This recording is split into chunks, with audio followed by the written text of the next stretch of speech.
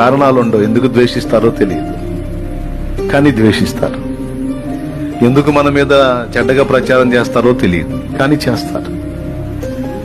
ఎందుకు మన పతనాన్ని ఆశిస్తారో తెలియదు, కానీ కొంతమంది అయితే మనం చచ్చిపోయామన్న వార్త కనపడితే బాగుండని ఎదురు చూస్తుంటారు. అంత కక్ష వాళ్ళకి ఎందుకు వచ్చిందో మనకు అర్థం కాదు. కొన్నిసార్లు మన అనుకున్న వాళ్ళు సైతం మనల్ని అర్థం చేసుకోరు.